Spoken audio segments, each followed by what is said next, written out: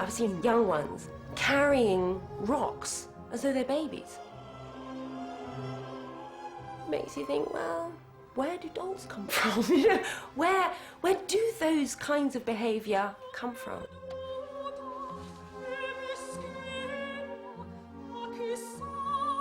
We saw a chimpanzee wearing around her neck a strip of colobus skin, and she eventually took it off and discarded it by the side of the path. And when we picked it up, we realized it was actually a knotted necklace. This boy who fell into an enclosure at the zoo and was rescued by a gorilla female. This female actually paid attention to an unconscious boy and brought him to a place where people could take care of it.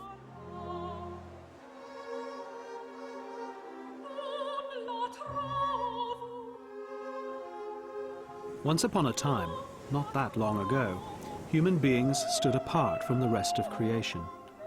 We lived on an island, basking in the splendors of civilization. Mozart, Shakespeare, God. We viewed the other animals across an unbridgeable gulf. The apes had fur, teeth, and instincts. Only we had souls. Then we started to look more closely at our nearest relatives, and the gulf began to shrink. One by one, the differences vanished. Consciousness, intelligence, emotions. Now, finally, it looks as if the apes may even share with us the ultimate hallmark of humanity: culture. Is there nothing that distinguishes us from the beasts? And will this realization change the way we see ourselves?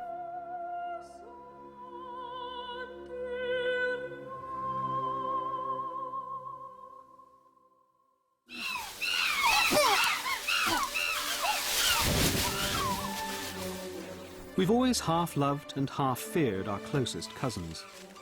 Ever since Darwin, we've known we came from here or somewhere nearby, but we view the apes' antics with horror. Violence, murder, bestial sex, rape. There, but for the grace of God, go we. And we breathe a sigh of relief.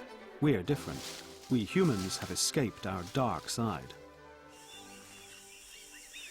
But what if we're not so different after all? Frans de Waal is one of the world's leading primatologists. A lifetime of observing apes has led him to a momentous conclusion. Well, I'm an observer, first of all. I've been watching primates in general for 25 or more years. And chimpanzees, I must have watched them maybe for 10,000 hours. And now they have reached a point where we can very forcefully say chimpanzees are completely dependent, actually, on culture for survival.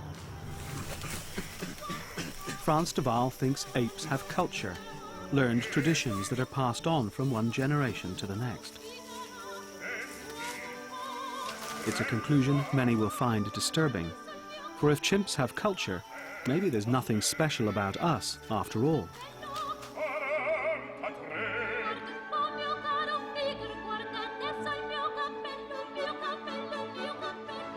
The standard notion of humanity as the only form of life who has made the step from nature to culture, as if we opened the door to a new life, is really in urgent need of correction. We associate the term culture always with high culture, like going to listen to Beethoven and Mozart, or going to the museum, which is also part of human culture, obviously, but eating French fries in the street, as Dutch people do, for example, is also part of culture. And so having sneakers or baseball caps on, and it's all part of culture. So culture is actually a very broad phenomenon. And what we are saying, all we're saying, is that some primates or some other animals have some aspects of human culture, and enough of it to speak of culture in their case. Frans de Waal is not alone. A recent survey of chimp behavior right across Africa has reached the same dramatic conclusion. When we first published these results comparing the different cultures across Africa, it actually managed to hit the front page of the New York Times, and there was even an editorial in the New York Times which was expressing anxiety that, yes, This is the last bastion, as it were, of our uniqueness. What is more pleasant than tea in the garden on a nice summer's day? The London Zoo... We've come a long way from the innocent pleasure of the chimpanzee's tea party. But even back then, there were clues that apes aren't quite as simple as they may appear. The waiters are very decent. The Apes Tea Party was an invention of several European zoos. I don't think it was just in London, but it was very appropriate for the British audience because tea is so important in your culture. And so they taught the chimps to drink tea in a very civilized fashion. And the chimps actually at some point got very good at it. So good at it that it started to threaten the human ego. So, to restore our bruised egos, the keepers encouraged the chimps to ham it up with silly capers. We loved to see them get it wrong. It made us feel superior once more. But the cosy sideshow betrayed a deep denial. Darwin told us these were our first cousins, but the whole fabric of our culture insisted we were different, special. Religion and philosophy places us apart and gives only humans a soul, which also allows us to exploit nature to any degree we want. And so that has always been sort of the Christian attitude towards nature and towards animals in general. And I think what has happened is that the term culture got the same color as the term soul. And they would say, we have made a transition. We have moved from nature to culture. We have transcended human nature. Human biology is basically not important. We are cultural creatures. And that's why it's so important to attack the whole concept of we are the only ones with culture. And it wasn't just religion that declared us unique. Biology at the time was under the spell of scientists with an enormous blind spot when it came to the abilities of animals.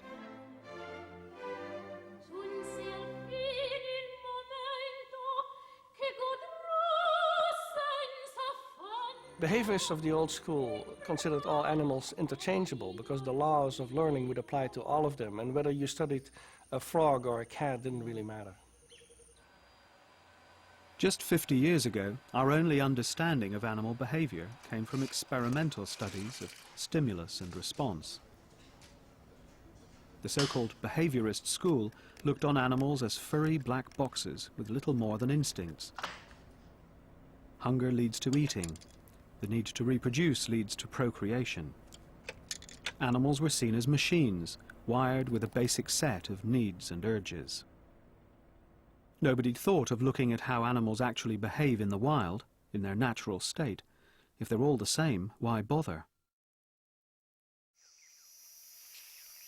But then, in 1960, a young woman from England, encouraged by paleontologist Louis Leakey, travelled to a forest reserve called Gombe, on the shores of Lake Tanganyika, to start the first ever study of wild chimpanzees. Jane Goodall started a revolution. Right from the beginning here was this kind of Beauty and the Beast story. A young girl goes into forest, all the early interviews about me, Tarzan, it was quite ridiculous. That she was a woman with no formal science training was no accident. Louis Leakey specifically chose women. He felt they made better observers and were more patient.